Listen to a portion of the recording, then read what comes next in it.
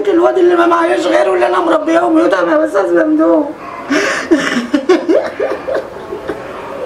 الناس دولت اغتصبوا جسمي، انا ما اتبرعتش، انا مش هتبرع لحد بصحتي، انا ما حلتش الا هي اللي بتاكلني العيش، هي اللي بتخليني اقوم الساعه 5 الصبح اقدر اشيل عدتين طماطم على كتفي واروح بهم السوق. صورته هترجع ازاي؟ هو يعني هو لسه شاب ومعاه بنت صغيره ومراته سابته ومشيت.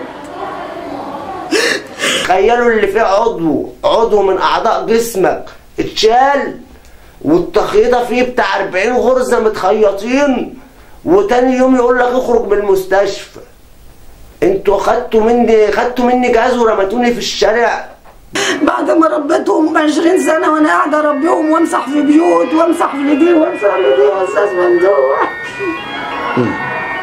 هو اكتر واحد غرر بيا اللي مش هسيبك طول العمر، احنا بقينا واحد. هما ساعات اختنهم ورايا لما خدوا اللي في بطني، ساعات خدوا حته من دمي ومن لحمي. وتخيل لاي بني ادم اللي خدوا انتوا فتحتوني غصب عني، انتوا شقتوني غصب عني. انا كل ما بقلع هدومي عشان اتشطف انا صعب ان انا انزل دموع قدام الناس، ومش هعيط قدام الكاميرا.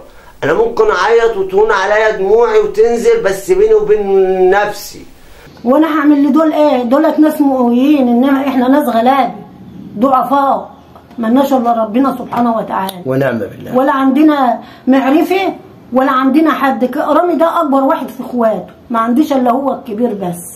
الناس بتقول على نفسها اللي هي اهل بر وتقوى وناس بتاع الدين وتعرف ربنا. الناس دول جولي قالوا احنا هنعمل معاك خير، مضونا على الوصولات امانه، ومضوا مراتي على وصولات امانه، وما رحت اخد الوصولات الامانه دول منهم ما لقيتش عندهم خير ولا تقوى، لقيتهم بيساوموني على جسمي، على حته من جسم بطني.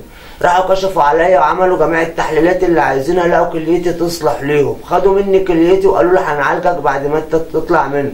وخوفي من ان انا اموت في السجن، وخوفي من اي حاجه اديتها لهم غصب عني.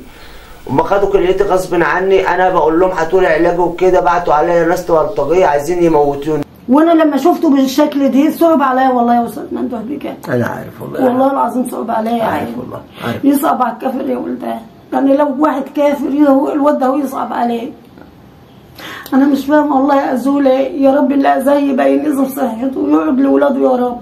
يا رب اولادهم يبقى يتاخد منهم الكلى زي ما خدوا كليته حق جاي النبي. كل الناس الطيبه، كل الناس اللي في قلبها رحمه وقفوا معايا. انا مش عايز احسان من حد ولا عايز حاجه من حد، هم خدوا كليتي بس ان شاء الله عشمي في اهل الخير كتير، وعارف عشمي في اهل مصر الطيبين كلها رجاله وجدعان، مش هتسيبني لوحدي واقف كده في وسط الناس دي لوحديها.